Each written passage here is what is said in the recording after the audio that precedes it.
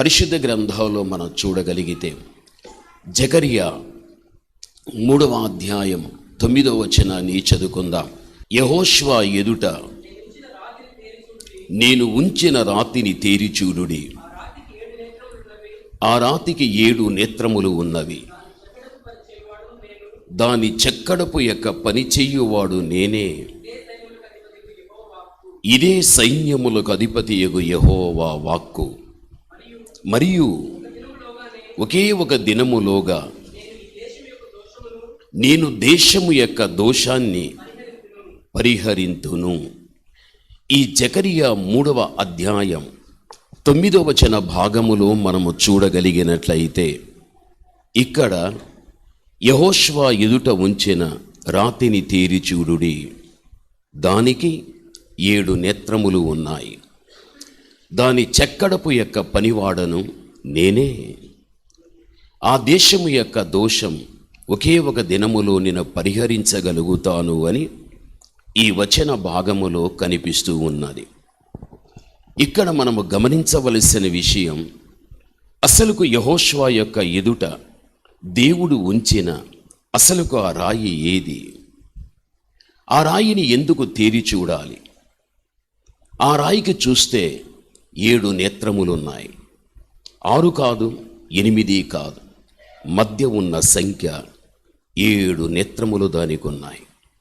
అయితే ఆ రాయి చెక్కబడినట్లుగా వాక్యంలో చూస్తున్నాం. దాని చెక్కడపు పనివాడను నేనే. ఇప్పుడు ఆ రాయిని చెక్కిన శిల్పి ఎవరు?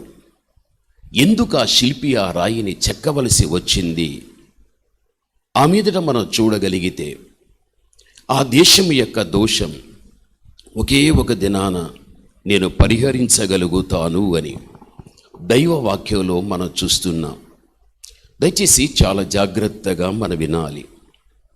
పరిశుద్ధ గ్రంథం ఇది భావగర్భితమైన పరమార్థికమైన సత్యములు ఇందులో దాగి ఉన్నాయి. నేడు క్రైస్తవ సమాజం బోధించే బోధకులు కూడా పరిశుద్ధ గ్రంథంలో ఉన్నటువంటి వాక్యపు యొక్క అవగాహన సరిగా లేకుండా ఇందులో ఉన్నది ఉన్నట్టుగానే అక్షరార్థకంగా బోధించుటను బట్టి అంతవరకే అర్థం చేసుకొని ఆత్మీయతలో ఒక పరిపూర్ణులుగా ముందుకు వెళ్ళలేక ఎంతోమంది ఈ రోజున కనిపిస్తూ ఉన్నారు. వాడు ఎంతటి చదువు కలిగిన వాడైనా కానీ పరిశుద్ధ గ్రంథాన్ని అర్థం చేసుకునేటువంటి జ్ఞానము లేనివాడుగానే ఈరోజు వరకు ఉంటున్నాడు. అయితే ఈ పరిశుద్ధ గ్రంథం అనేది ప్రతి ఒక్క వ్యక్తికి కూడా ఒక అర్థవంతం కావాలి అంటే ఆ పరిశుద్ధాత్మ దేవుని యొక్క సహాయం ఉంటే తప్ప ఇందులో ఉన్న వాక్యం ఒక్కటి కూడా మనకు అర్థం కానే కాదు. అందుకే ఈ రోజుల్లో అనేక మంది వ్యక్తులు మేము బైబిల్ ట్రైనింగ్ మేము అవుతున్నాం, అనేకుల దగ్గర మేము తెలియని విషయాలు నేర్చుకుంటున్నాం అని చెబుతూ ఉంటున్నారు. చెప్పేవారికి తెలియదు, చెప్పించుకునే వారికి తెలియదు. ఎంతవరకు చెప్పారో ఎంతవరకు విన్నారో అదే బైబిలు అని అంతటితో సర్దుకుంటూ ఉంటున్నారు. అయితే బైబిలు గ్రంథం మనం ఆలోచిస్తే బైబిలు చెబుతుంది, మానవ అంతరంగానికి గోచరము కానటువంటి ప్రతి విషయాన్ని కూడా అంత్య దినములలో నా యొక్క భక్తుల ద్వారా నేను అనేకులకు వినిపిస్తాను అని కొరింథీ పత్రికలో రాయగలిగాడు. దానియేలు గ్రంథమైన, లేక పరమగీతమైన, లేక ప్రకటన గ్రంథమైన, లేక జకరియా గ్రంథమైన, ఇలాగ బైబిల్లో ఉన్న కొన్ని గ్రంథాలు ఎంతటి చదువు కలిగిన వాడైనా సరే దాన్ని చదవగలిగితే దానిలో దాగి ఉన్నటువంటి పరమార్థికమైన విషయాలు ఎవడూ చెప్పలేడు. దేవుని సహాయం ఉంటే తప్ప, లేకపోతే ఎవరికీ దీని గురించి తెలియదు. అందుకే ఇది అలాగా ప్రజల జీవితాలలో ఈ లోతైన విషయాలను తెలుసుకోలేని పరిస్థితుల్లో ఉంటున్నారు. కాబట్టే వారి జీవితములు లోతుకు వెళ్లకుండా వారి దరిలోనే వారు ఉండిపోతూ ఉన్నారు.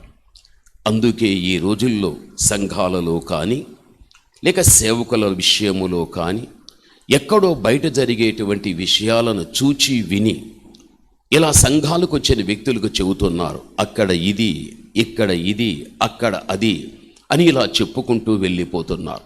లేకపోతే బైబిల్ గ్రంథంలో ఉండే ఏ జక్కయ్య కథో, ఏ మార్తమ్మ కథో, లేక ఏ తప్పిపోయిన కుమారుడో, లేకపోతే 100 గొర్రెలు, ఇటువంటి ఉపమానాలు చెప్పుకుంటూ అలాగ సంఘాలను సేవకులు నడిపిస్తూ సంఘ బిడ్డలు కూడా వాటి చేత తృప్తి చెందుతూ వెళ్ళిపోతున్నారే కానీ వీరందరూ కూడా లోతైన లేక సంపూర్ణమైన అనుభవంలోనికి రాలేనటువంటి వారు. అయితే నీవు ధన్యురాలవు, నీవు ధన్యుడవు. ఎందుకు అంటే నాకైనా నీకైనా తెలియని విషయాలను దేవుడు మనకు తెలియపరుస్తున్నాడు అంటే ఇది మన జీవితంలో ఒక ధన్యతగా మనం భావించాలి.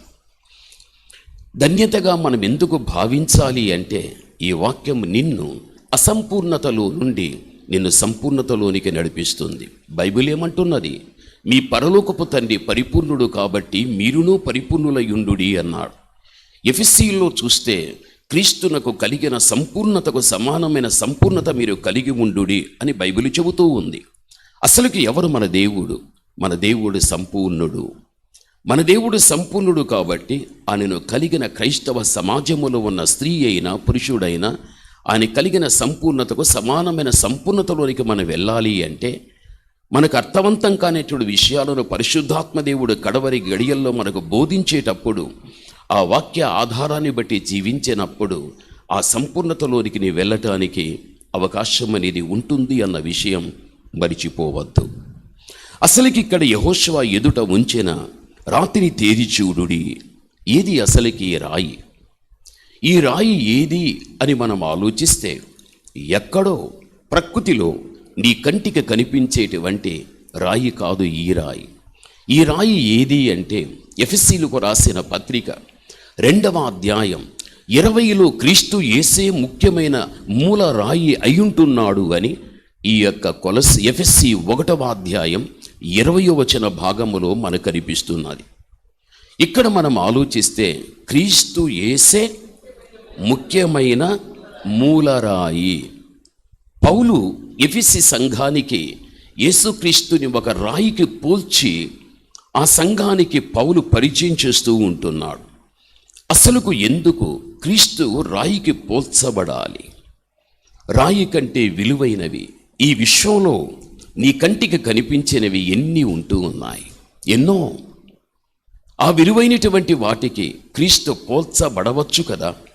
విలువలేనటువంటి ఒక రాయికి యేసుక్రీస్తు ప్రభువుని పోల్చి ఎఫెసీ సంఘానికి చెబుతున్నాడంటే ఏమిటి అందులో ఉన్నటువంటి అర్థవంతమైన విషయం? ప్రభునందు ప్రియమైనటువంటి వాళ్ళ, ప్రభువు రాయికి పోల్చబడటానికి ఒకటి దానికి కారణం.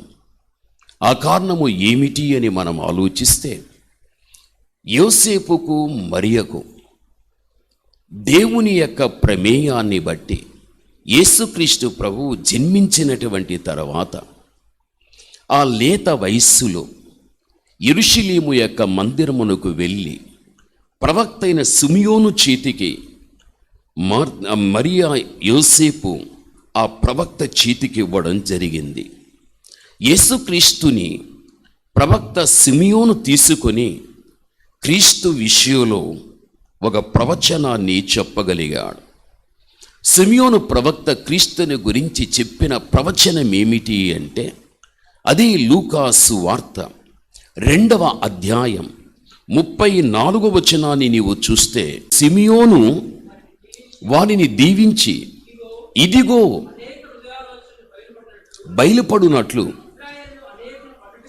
ఇశ్రాయేలీలలో అనేకులు పడటానికిని తిరిగి లేవటానికి వివాదాస్పదమైనటువంటి గుర్తుగా ఈయన నియమింపబడి ఉన్నాడు. ఇక్కడ మీరు అర్థం చేసుకోవాలి. ఈ వాక్యాన్ని బట్టి మనము చూడగలిగితే లేత వయస్సులో ఉన్న క్రీస్తుని సిమియోను తన చేతికి తీసుకుని ఏమని ప్రవచించగలిగాడు అనగా ఇశ్రాయేలు యొక్క ప్రజలలో పడటానికి లేపబడటానికి ఇతడు పంపబడి ఉన్నాడు, అందుకే ఇతడు జన్మించగలిగాడు. అనగా యేసుక్రీస్తు ప్రభువు జన్మించటానికి కారణం ఏమిటి అంటే అనేకులను పడగొట్టటానికి, పడగొట్టబడినటువంటి అనేక మంది వ్యక్తులను లేపటానికి. యేసు పుట్టిన కారణాలు బైబిల్లో ఎన్ని ఉండినా వాటిలో ఒక్కటై ఉన్నది ఏమిటి అంటే ఆయన పుట్టిందే పడగొట్టటానికి, ఆయన పుట్టిందే లేపటానికి. అందుకే క్రీస్తు పుట్టాడు. అయితే ఈ నామకర్త క్రైస్తవ సమాజాన్ని చూస్తే ఆయన పుట్టింది పండుగ చేసుకోవటానికి, ఆ రోజున తాగటానికి, ఆ రోజు ఆడటానికి, ఆ రోజు పాడటానికి, ఆ రోజు దేవునికి ఇష్టము లేనటువంటి అసభ్యకరమైన కార్యాలు చేయటానికని ఆయన జన్మను ఒక పండుగగా మార్చి ఆ పండుగలో హేయమైన కార్యాలు చేసి ఆ పరమతండ్రిని ఎంతమంది ఈ రోజున క్రైస్తవ సమాజము దుఃఖపరచలేదు. సంఘాలను అలంకరించుకోవడం, గృహాలను అలంకరించుకోవడం, నూతన వస్త్రములు ఆ దినాన ధరించడం, నూతనమైనటువంటి ఆభరణాలు కొనుగోలు చేసి ధరించుకోవడం, ఆ రోజున అనేకమైనటువంటి నోటికి రుచిని కలిగించే పదార్థాలు తయారు చేసుకోవడం, అనేక మంది వ్యక్తుల్ని ఆహ్వానించడం, వారందరికీ విందును పెట్టడం, ఇటువంటి కార్యాలన్నీ కూడా సంవత్సర కాలములో ఎప్పుడూ జరగనిది ఆ రోజే వీటన్నిటిని కూడా జరిగించుకుంటూ దేవుణ్ణి దుఃఖపరుస్తుందే కానీ ఈ క్రైస్తవ సమాజం అని ఎందుకు పుట్టాడు అనే విషయం సమాజము ఈ రోజు వరకు కూడా తెలుసుకోలేనటువంటి దుస్థితిలో ఉన్నది అంటే మనం అర్థం చేసుకోవాల్సిన వ్యక్తులమై ఉంటున్నాం. ప్రభునందు ప్రియమైన వాళ్ళ, మళ్ళీ చెబుతున్నా, ఆయన పుట్టటానికి కారణాలు చాలా ఉన్నాయి. వాటిలో ఒక్కటి ఏమిటి అంటే ఆయన పడగొట్టటానికే పుట్టాడు, ఆయన లేపటానికే పుట్టగలిగాడు. అసలుకి ఆయన ఎవరిని పడగొడతాడు? ఆయన ఎవరిని లేపగలుగుతాడు? ఆయన పుట్టిందే దానికోసమేనా? ఆలోచించు. నిలబడిన ఒక వ్యక్తి పడిపోవడం, కట్టబడిన ఒక ఇల్లు కూలిపోవడం, భూమి మీద మొలిచిన ఒక చెట్టు పడిపోవడం, అలాగా ఈ ప్రకృతిలో నిలువుగా ఉన్నది అలా పడిపోయే పరిస్థితి వచ్చింది అంటే పడగొట్టడానికే ప్రభు వచ్చాడా? ఎందుకు వచ్చాడు? పడగొట్టడానికే. ఎవరిని పడగొట్టాడు? ఎవరు పడగొట్టబడ్డారు? ఇది నువ్వు ఆలోచించాలి. ఎవరిని పడగొట్టాడు? ఎవరు పడిపోయారు అనేది మనం ఆలోచిస్తే, మొట్టమొదట పేతురుకు రాసినటువంటి పత్రిక మనము చూస్తే 2వ అధ్యాయం 7-8 వచనాలు చదువుకుందాం. విశ్వసించిన మీకు ఆయన అమూల్యమైనటువంటి వాడు. విశ్వసింపని వారికైతే ఇల్లు కట్టువారు ఏ రాతిని నిషేధించిరో అదే మూలకు తలరాయి ఆయను. మరియు ఇక్కడ వినాలి, అది అడ్డురాయియు అడ్డు బండయు ఆయను. కట్టువారు వాక్యానికి అవిధేయులై తొట్టిల్లుచూ ఉంటున్నారు. ఇది ఆయన పంపబడినది ఎవరిని పడగొట్టటానికో మరికిక్కడ వ్రాయబడి ఉన్నది. ప్రభునందు ప్రియమైనటువంటి వాళ్ళారా, చదవబడిన వాక్య భాగములో చూడగలిగినట్లయితే నిషేధించబడిన రాయి మూలకు ఏమైంది? తలరాయి అయ్యాది. ఈ రాయి ఎవరని బైబిల్ చెబుతుంది? యేసుక్రీస్తే. క్రీస్తు యేసే ముఖ్యమైన మూలరాయి పౌలు చెప్పాడు. జకర్యాలో చూచినప్పుడు యెహోషువ యొక్క ఎదుట నిలువబెట్టినటువంటి రాయిని తేరి చూడుడి. అక్కడ ఏ రాయి కనిపిస్తుందో ఆ రాయి యేసుక్రీస్తే అని చెప్పగలిగాడు. ఈ రాయిని ఏం చేశారు అంటే నిషేధించారు. ఎవరు నిషేధించారు? పరిశుద్ధ గ్రంథములో 12 గోత్రములు, అందులో ఒకే ఒక గోత్రం యూదా గోత్రం. యేసుక్రీస్తు ప్రభుల వారు యూదా గోత్రాన్ని ఎన్నిక చేసుకొని యూదా గోత్రములోని క్రీస్తు ప్రభుల వారు జన్మించాడు. ఎందుకు అంటే ఆ యూదా ప్రజలను రక్షించాలి అని. ఏ ప్రజల యొక్క రక్షణార్థమై యేసుక్రీస్తు ఆ వంశములో పుట్టగలిగాడో ఆ ప్రజలే యోహాను 1:11 చూడగలిగితే ఆయన స్వకీయులే ఆయనను నిరాకరించిరి అని బైబిలు మనకు చెబుతూ ఉంది. ఏ ప్రజల రక్షణ నిమిత్తముగా క్రీస్తు ఆ ప్రజల్లో జన్మించాడో ఆ ప్రజలే యేసుక్రీస్తుని ఏం చేశారు అంటే నిరాకరించారు. ఆయన అంగీకరించలేదు అసలకు. అందుకే బైబిల్ చెబుతూ ఉంటున్నది, నిషేధించబడినటువంటి రాయి అని బైబిల్ చెబుతూ ఉంది. ఆ రోజున వారందరూ క్రీస్తుని నిషేధించగలిగా.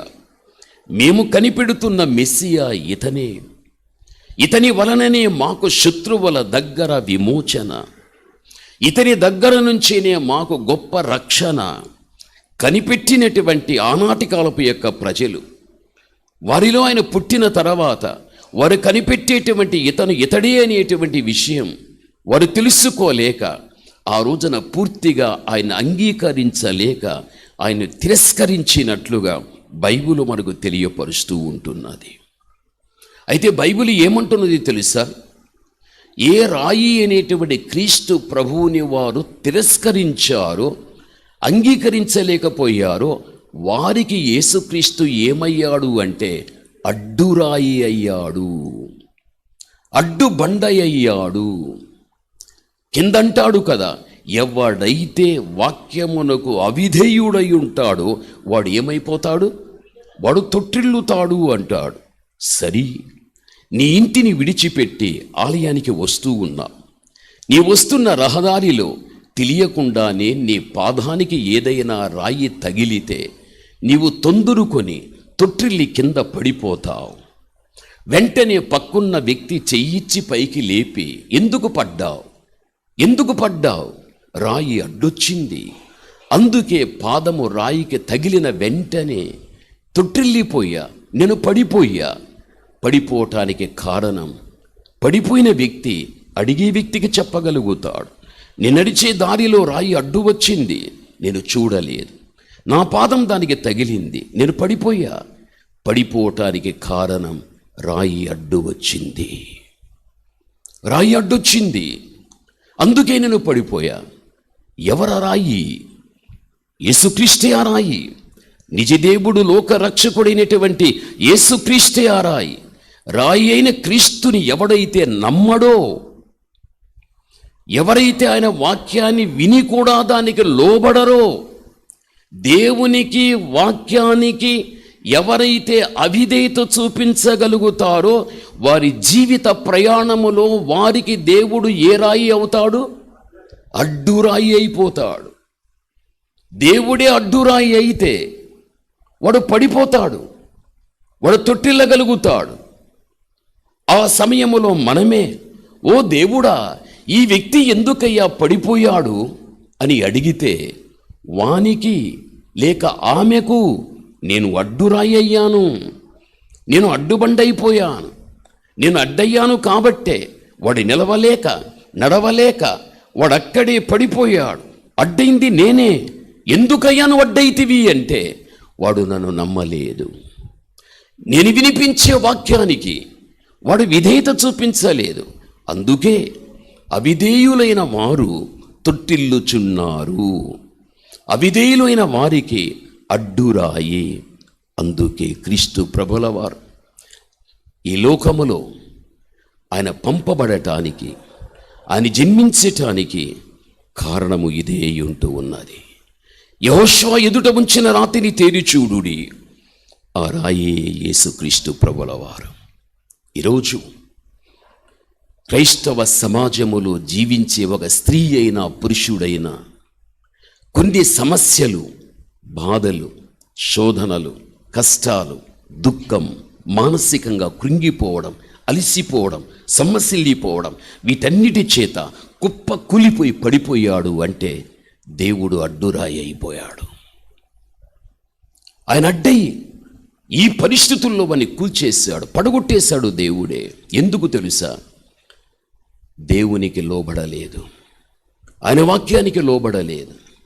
ఎప్పుడు దేవునికి వాక్యానికి లోబడక అవిధేయత చూపగలుగుతారో వారికి దేవుడు అడ్డయితే కుప్ప కూలిపోతారు.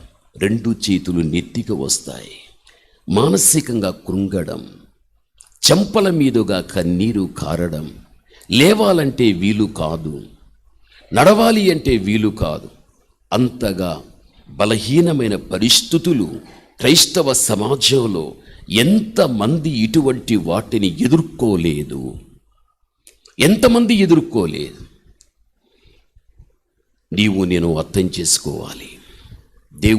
దేవుని కుమారుడుగా ఆయన నిన్ను ప్రేమిస్తున్నాడు. దేవుని కుమార్తెగా ఆయన నిన్ను ప్రేమిస్తున్నాడు. ఏ దేవుని ద్వారా నువ్వు ప్రేమింపబడుతున్నావో ఆ దేవునికి ఎక్కడ కానీ నీవు అవిధేయత చూపొద్దు. ఇలా కూర్చుని చక్కగా నీ వినికిడికి నీ యొక్క మనస్సుకు గ్రహింపు వచ్చేటట్టుగా ఒక స్పష్టమైన రీతిలో దేవుడు మాట్లాడేటప్పుడు, దేవా ఈ వాక్యం నాకే, ఈ వాక్యానికి నేను లోబడని, ఈ వాక్యానికి నేను విధేయత కలిగి ఉండని అడుగు. దేవుడే ఆయనకు నీవు లోబడేటట్టుగా, ఆయన వాక్యానికి లోబడేటట్టుగా, ఆ విధంగా జీవించేటట్టుగా నీకు సహాయం చేస్తాడు.